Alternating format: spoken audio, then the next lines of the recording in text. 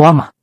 ကိုယုံကြည်ရဆုံးချစ်ရတဲ့သူကကိုအတွက်အလိုအဆုံးအချိန်မှာထားရစ်ခဲ့တဲ့အခါကြုံလာရမယ့်ကံကြမ္မာဟာဘလောက်တောင်ရက်ဆက်လိုက်ပါတလဲအစပိုင်းမှာတော့အရာအလုံးဟာပြည့်စုံတဲ့ပကြီးကားတစ်ချက်လိုပါပဲလေပြေလို့ခေါ်တဲ့မြင်းကြားမလေးဟာသူ့ရဲ့အဖော်ဖြစ်သူနဲ့အတူစိမ့်လန်းတဲ့မြခင်းပြင်ကျဲကြီးထဲမှာပျော်ရွှင်စွာပြေးလွှားနေခဲ့ကြတယ်မကြခင်မှာပဲသူတို့နှစ်ဦးရဲ့အချစ်တင်ကေတာလေးဖြစ်တဲ့တားငယ်လေးကိုမွေးဖွားခဲ့ပါတယ်လေပြေဟာမိခင်ကောင်းပီသားလေးကိုခြေလန်းစလန်းဖို့ကအစအုပ်စုနဲ့အတူဘလို့လိုက်ပါသွားလာရမလဲဆိုတာကိုဂယုတစိုက်နဲ့ယူရရင်ကောင်းတင် जा ပေးခဲ့တယ်အရာအလုံးဟာအဆင်ပြေနေပြီလို့ထင်ရပေမဲ့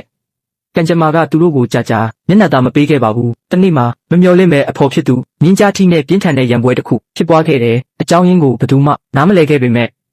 အဆုံးသက်ကတော့အရန်ကိုနာကျင်စရာကောင်းခဲ့ပါတယ်ဖခင်ဖြစ်သူဟာလေပြေနဲ့မွေးကင်းစားသားလေးကိုကြောခိုင်းပြီးအုပ်စုထဲကနေအပီးတိုင်ထွက်ခွာသွားခဲ့ပါတော့တယ်လုံခြုံမှုပေးမဲ့သူမရှိတော့တဲ့အချိန်တောအုပ်ကြီးရဲ့အမှောင်မိုက်ဆုံးဥပဒေသားကအသက်ဝင်လာခဲ့ပါတယ်စာလောင်နေတဲ့ချင်းသေးအုပ်ကြီးဟာအကာအကွယ်မဲ့နေတဲ့လေပြေတို့မြင်းကြားအုပ်ကြီးကိုပြစ်မှတ်ထားလိုက်ပါပြီမြက်ခင်းရှည်တွေကြားကနေတိတ်ဆိတ်စွာချင်းကပ်လာတဲ့အန်ရယ်ကိုတိလိုက်ရချိန်မှာတော့အရာအလုံးဟာနောက်ကျနေခဲ့ပါပြီချင်းသေးတွေကအရက်လေးမျက်နှာကနေဝိုင်းရန်လာတဲ့အခါ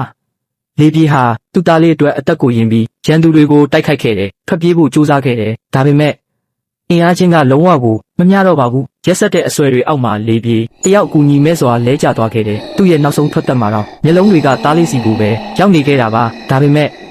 အကာအကွယ်မရှိတော့တဲ့ကလေးငယ်လေးရဲ့ကံကြမ္မာဟာလည်းချင်းသေးတွေရဲ့လက်တွင်းမှာဝမ်းနဲ့ပွဲအဆုံးသက်သွားခဲ့ရပါတယ်တခါတလေမှာမိသားစုတစ်ခုပြိုကွဲသွားခြင်းဟာ